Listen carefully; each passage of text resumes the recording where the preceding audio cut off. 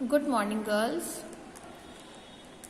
मैंने आपको इससे पहले वाले लेक्चर में डेफिनेशंस बताई थी, फॉर्मूलाज बताए थे। आज हम उसके एग्जाम्पल्स करेंगे। ठीक है, देखो आपका सबसे first example number 1। Example number 1 में हमें क्या करना है, differentiate ab initio under root of sine X. बेटा आपको फर्स्ट एक्सरसाइज में फर्स्ट प्रिंसिपल करवाया था ना, तो ये हमें उसी मेथड से करना है। Either you can call it first principle और either you can call it ab initio. ठीक है, तो हमें इसकी डिफरेंशिएशन करनी है by using the first principal.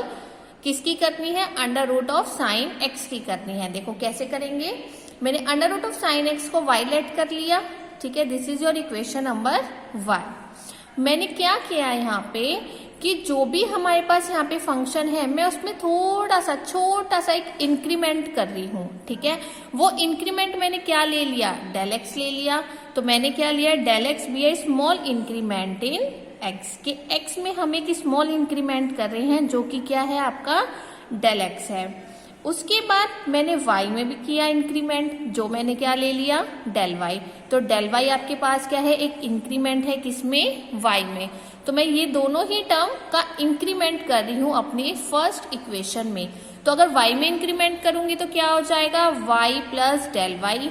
x में इंक्रीमेंट करूंगी तो क्या हो जाएगा, x प्लस डेल x। इसको मैंने इक्वेशन नंबर 2 लेट कर लिया। ठीक है, यहां तक तो आपने पहले किया हुआ ही था फर्स्ट एक्सरसाइज में। चलो अब मैं क्या कर रही हूं, मैं सब्ट्रैक्शन कर रही हूं इक्वेशन नंबर 1 की फ्रॉम इक्वेशन नंबर 2। तो हम सेकेंड इक्वेशन की सब्ट्रैक्शन करेंगे फ्रॉम इक्वेशन नंबर 1।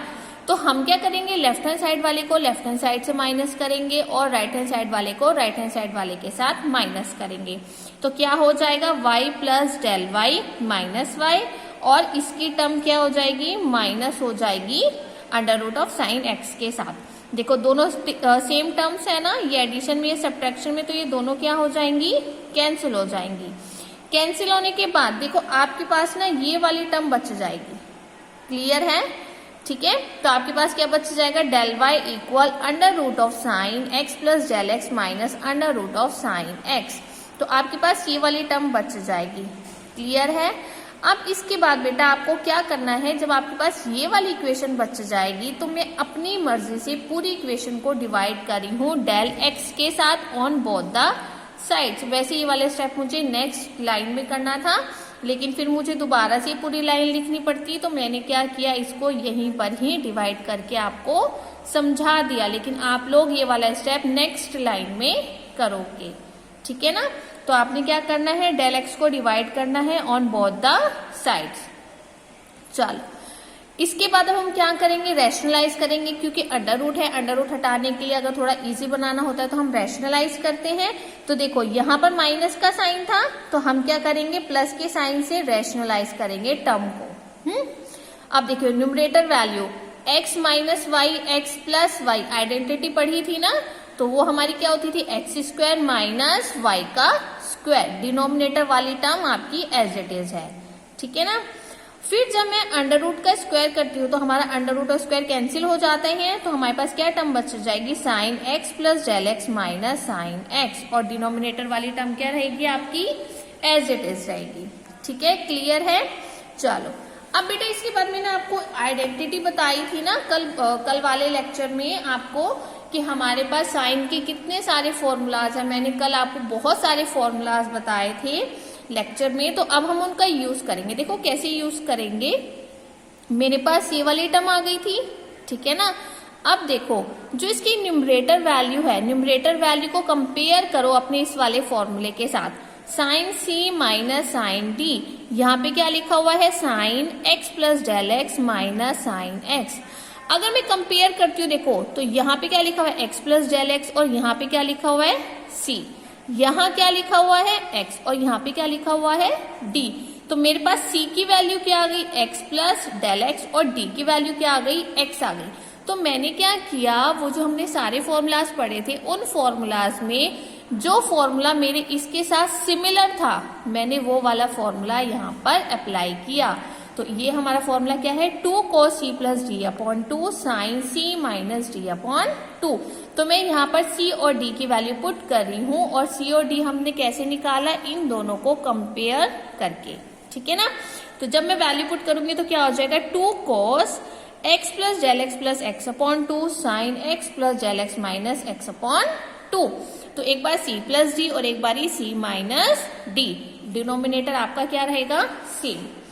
आपके पास देखो ये दोनों टर्म सेम है, ये प्लस में है ये माइनस में है, तो ये आपका क्या हो जाएगा, कैंसिल हो जाएगा। फिर क्या होगा, x प्लस एक्स क्या हो जाएगा आपका 2x, ठीक है ना। तो 2x plus del x upon 2 sine del x upon 2, denominator as it is, ठीक है, क्लियर है। अब इसके बाद हम क्या करेंगे, मैं क्या कर रही हूँ, लिमिट प्रोसीड कर रही हूँ, जिसमें डेल एक्स हमारा किस पे अप्रोच करेगा बेटा, 0 पे अप्रोच करेगा, ठीक है। तो दोनों साइड मैंने क्या किया, लिमिट अप्रोच कराई, limit del x approaches to 0 del Y upon del x equals to limit del x approaches to 0 2 cos, देखो यहाँ पर 2x plus del x upon 2 है ना, तो मैं क्या कर रही हूँ, एक बार 2x को 2 के साथ अलग ब्रेक कर रही हूँ, डेल एक्स को 2 के साथ अलग ब्रेक कर रही हूँ, ठीक है ना। इससे हमारा क्वेश्चन थोड़ा सा क्या हो जाएगा, इजी हो जाएगा। ये 2 से 2 कैंसिल हो जाएगा, ये वाली टर्म एज इट इज और डिनोमिनेटर भी क्या रहेगा, एज इट इज रहेगा, ठीक है। चलिए अब इसके बाद हमें क्या करना है बेटा, अब मैं लिमिट अप्रोच कराना चाहती हूँ, लेकिन लिमिट अप्रोच कराने से पहले मैं क्या कर रही हूँ, limit del x approaches to 0 cos x plus del x upon 2 divided by sine under root of x plus del x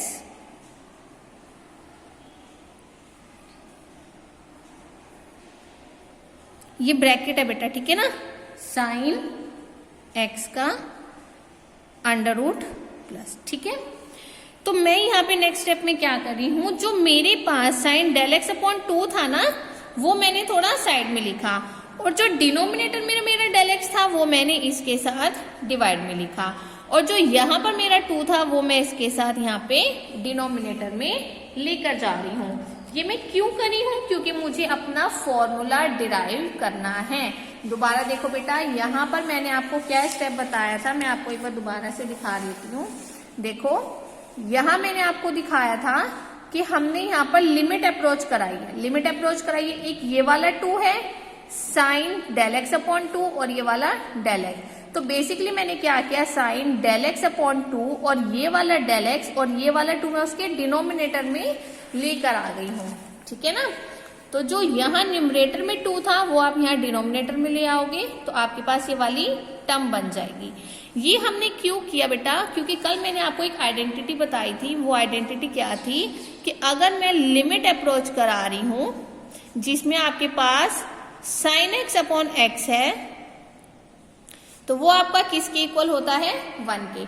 यानी कि अगर यहाँ पे आपका एंगल और डिनोमिनेटर में वैल्यू दोनों सेम होती हैं और हम उसमें लिमिट अप्रोच करवाती हैं, तो वो आपका किसके इक्वल होता है, 1 के। तो ऐसे ही यहाँ पर क्या है, साइन, देखो साइन का एंगल क्या है, डेल एक्स अपॉन 2, और यही सेम एंगल हमारा डिनोमिनेटर में भी है। तो अगर मैं इस पूरे पे लिमिट अप्रोच कराती हूँ तो इसकी वैल्यू क्या हो जाएगी बेटा, 1 हो जाएगी, ठीक है ना। तो ये वाला फॉर्मूला बनाने के लिए मैंने यहाँ से डेल एक्स और न्यूमरेटर से 2 को यहाँ डिनोमिनेटर में लिखा था, इसलिए आपके पास ये सारी टर्म क्या हो जाएगी, 1 हो जाएगी जब मैं ये लिमिट अप्रोच कराऊंगी। तो अब मैं नेक्स्ट स्टेप में सब पे लिमिट अप्रोच करवा रही हूँ, तो इस पे कराऊंगी तो बेटा ये तो आपका सारा क्या हो जाएगा, 1 हो जाएगा। जब यहाँ पे अप्रोच कराऊंगी तो क्या होगा, डेल एक्स क्या है 0, तो जब डेल एक्स 0 हो जाएगा तो 0/2 क्या हो जाएगा 0, तो आपके पास क्या टर्म लेफ्ट हो जाएगी cos x, और नीचे डिनोमिनेटर में क्या आ जाएगा, यहाँ पे डेल एक्स कराऊंगी तो 0, तो यहाँ पे क्या बच जाएगा sin x, और यहाँ पर तो sin x ही है, तो यहाँ पर sin x क्या रहेगा एज इट इज, ठीक है, क्लियर है ना। दोबारा देखो बेटा मैंने क्या किया यहाँ पर कि यहाँ मेरे पास डेल एक्स अपॉन 2 है, यानी कि साइन के साथ जो मेरा एंगल है वही सेम अगर मेरा डिनोमिनेटर में होता है, तो जब हम उसमें लिमिट अप्रोच करवाते हैं तो उसकी वैल्यू क्या होती है, 1। तो इस पूरे की वैल्यू क्या हो गई 1, और जब मैं यहाँ लिमिट अप्रोच कराऊंगी तो डेल एक्स क्या है 0, तो 0.2 क्या हो जाएगा 0, ये भी क्या हो जाएगा 0, तो आपके पास क्या टर्म बच जाएगी ये वाली, ठीक है ना। चलो अब इसके आगे क्या हो जाएगा cos x upon under root x plus under root x आपका कितना हो जाएगा twice of under root sine x, तो ये क्या हो गया आपका आंसर हो गया। यहाँ पे क्या था आपके पास limit del x approaches to 0 del Y upon del X. अब आप इसको ये भी तो लिख सकते हो ना dy अपॉन डी एक्स, ठीक है ना, क्योंकि जब हम del Y upon del x पे लिमिट अप्रोच करवाते हैं तो हम उसको किसे रिप्रेजेंट कर सकते हैं dy अपॉन डी एक्स के साथ। तो बेटा ये क्या हो गया आपका बाय यूजिंग फर्स्ट प्रिंसिपल, ठीक है। चलिए अब नेक्स्ट क्वेश्चन करते हैं एग्जाम्पल नंबर 4। एग्जाम्पल नंबर 2 आपको करना है, अब मैं आपको एग्जाम्पल नंबर 4 करवा रही हूँ, ठीक है ना। देखिए find the derivative of the following with respect to x, मुझे डेरिवेटिव फाइंड आउट करना है विद रिस्पेक्ट टू एक्स।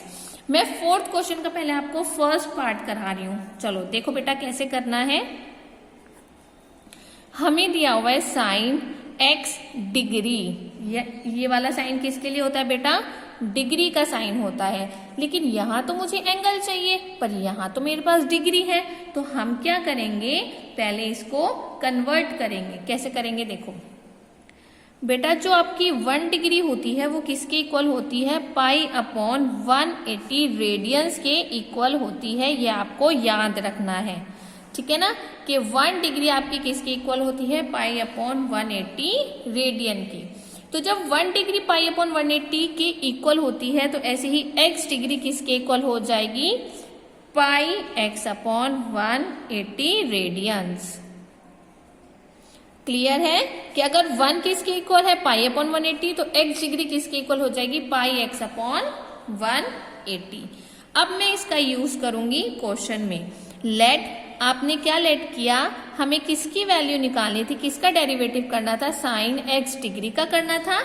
तो मैं यहाँ पर क्या करूंगी x डिग्री के प्लेस पर क्या लिखूंगी पाई x अपॉन 180, ठीक है ना, क्योंकि हमारे पास x डिग्री किसके इक्वल होती है पाई x अपॉन 180 रेडियन के इक्वल होती है, ठीक है। चलो अब इसका मैं क्या निकालूंगी D Y upon D X. कैसे करेंगे देखो, यहाँ क्या लिखा हुआ है साइन, साइन की डिफ्रेंसिएशन क्या होती है, कल मैंने आपको फॉर्मूलाज लिखवाए थे ना, साइन एक्स की डिफ्रेंसिएशन, कोस एक्स की, टेन एक्स की, वो सारी आपकी बेटा डायरेक्ट डिफ्रेंसिएशन होती है जिनको हम डायरेक्टली यहाँ पर क्या करते हैं यूज करते हैं, ठीक है। तो मैं यहाँ पर क्या करूंगी पहले डिफ्रेंसिएशन करूंगी साइन पाई एक्स अपॉन 180 की, ठीक है। चलो तो साइन की डिफ्रेंसिएशन क्या होती है आपकी कोस। लेकिन आप एक बात बताओ, हमने क्या पढ़ा था कि जो डिफ्रेंसिएशन होती है साइन एक्स की वो किसके इक्वल होती है कोस एक्स के, पर यहाँ तो एक्स है पर यहाँ एक्स तो नहीं है, यहाँ पर क्या है पाई एक्स अपॉन 180। तो अगर यहाँ एक्स की बजाय ये सारी टर्म्स हैं तो हम क्या करते हैं बेटा साइन की डिफ्रेंसिएशन करने के बाद जो उसका एंगल होता है हम उसकी आगे फर्दर दोबारा से क्या करते हैं डिफ्रेंसिएशन करते हैं कि अगर मैं साइन एक्स की डिफ्रेंसिएशन करती तो मेरा कोस एक्स आता, लेकिन यहाँ एक्स की जगह पर क्या है पाई एक्स अपॉन 180, यानी कि यहाँ पे तो हमारा एंगल दूसरा है, ये वाला तो नहीं है। तो हम क्या करेंगे साइन की तो डिफ्रेंसिएशन कर देंगे, साइन की क्या हो जाएगी कोस हो जाएगी, लेकिन फिर दोबारा से हम इस पूरे ब्रैकेट की भी क्या करेंगे आगे डिफ्रेंसिएशन करेंगे, ठीक है ना। तो क्या कर रही हूं मैं एक चेन बना रही हूं, ठीक है ना, कि अब जो मेरा ब्रैकेट की टर्म है अब मैं उसकी डिफ्रेंसिएशन करूंगी। तो बेटा ये आपका एज इट इज रहेगा कॉस पाई एक्स अपॉन 180। अब आपको किसकी डिफ्रेंसिएशन करनी है इसकी। देखो पाई अपॉन 180 तो क्या है कांस्टेंट है, तो कांस्टेंट को तो मैं एज इट इज लिखती हूँ और x की डिफ्रेंसिएशन क्या हो जाएगी 1। तो आपके पास क्या टर्म बच गई पाई अपॉन 180 कोस पाई एक्स अपॉन 180, ठीक है ना। लेकिन मैं स्टार्टिंग में पाई एक्स अपॉन 180 ये मेरा देखो यहां से किसके इक्वल था पाई एक्स अपॉन 180 किसके इक्वल था, एक्स डिग्री के। तो लास्ट में जब मैंने इसको सॉल्व कर दिया तो मैं दोबारा से इसके प्लेस पर क्या लिख रही हूं, एक्स डिग्री। तो ये मेरा क्या हो गया, आंसर। ठीक है, क्लियर है बेटा। चलो मैं आपको इसके बाद एक पार्ट और करके दिखा रही हूँ, ये चेन वाला, जिससे कि आपको कंफ्यूजन ना हो। चलो देखो, अभी मैं आपको इजी वाला ही बता रही हूँ, डिफिकल्ट बताऊंगी तो आप कंफ्यूज हो जाओगे। पहले देखो आसान वाला। आपको सेकंड पार्ट दिया है y equals to cos cube x. ठीक है, चलो अब इसके डिफ्रेंसिएशन करते हैं। कैसे करेंगे बेटा, सबसे पहले जब भी आपको कोई भी टर्म गिवन होगी उसकी डिफ्रेंसिएशन जब हम करते हैं तो सबसे पहले हम पावर के डिफ्रेंसिएशन करते हैं।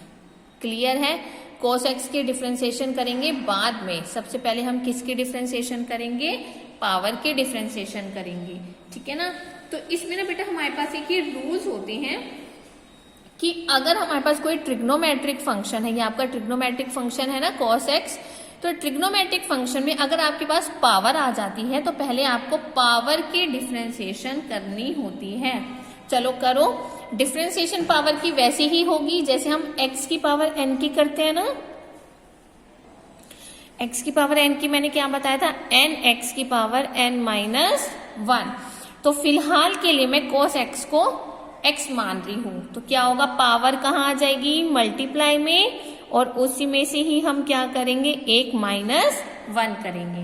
बोलो इतनी बात क्लियर है। फिर मैं क्या करूंगी, पावर की तो डिफ्रेंसिएशन अब हमने कर दी, लेकिन अभी cos x भी तो रहता है ना जिसकी हमें डिफ्रेंसिएशन करनी है। तो यहां पर हम क्या करेंगे, आगे फर्दर cos x की डिफ्रेंसिएशन करेंगे।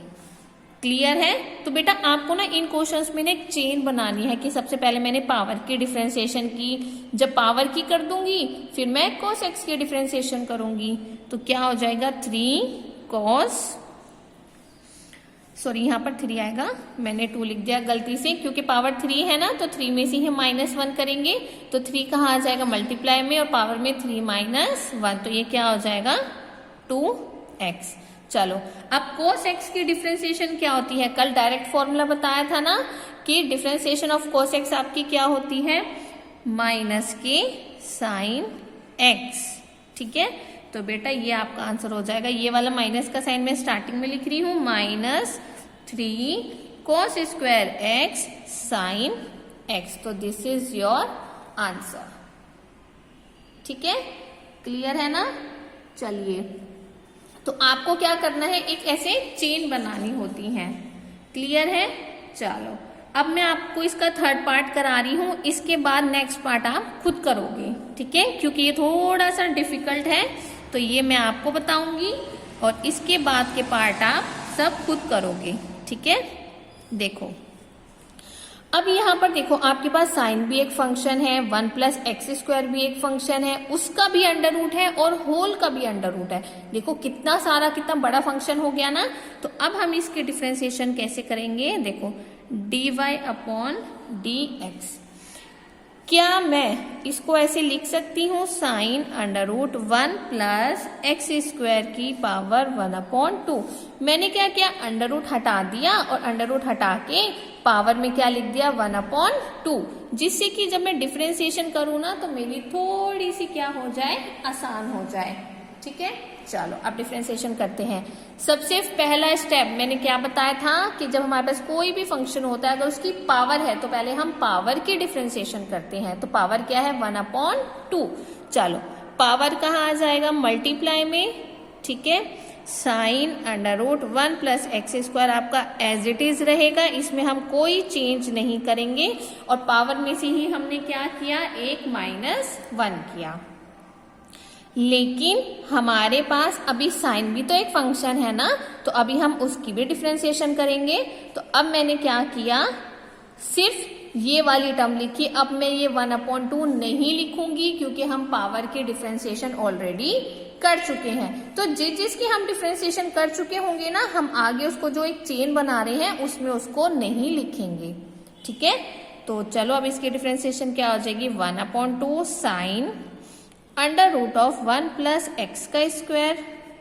जब आप इसको सॉल्व करोगे, आप इसको एलसीएम ले लोगे ना, मैंने आपको करके बताया था पहले वाले लेक्चर में, तो इसका एलसीएम लेके आपके पास वैल्यू क्या आएगी, -1/2।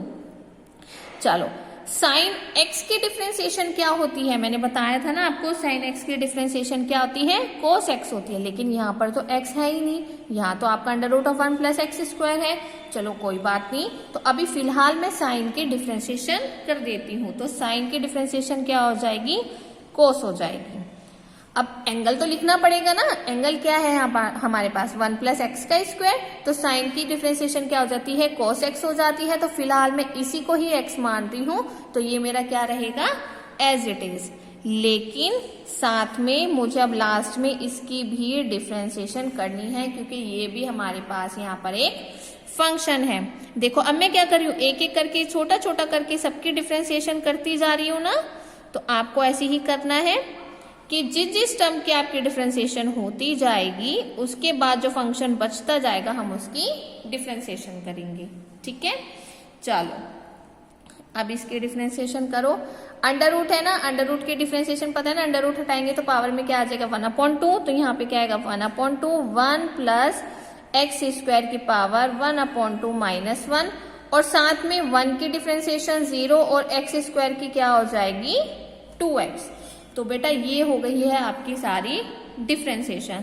अब बस हमने इसको क्या करना है, सिंप्लीफाई करना है। कैसे करेंगे, देखो 1/2 पावर में क्या है, माइनस के 1/2। तो अगर हमारी पावर नेगेटिव होती है तो हम उसको डिनोमिनेटर में लेकर चले जाते हैं। तो डिनोमिनेटर में लेकर जाऊंगी तो पावर क्या हो जाएगी, पॉजिटिव।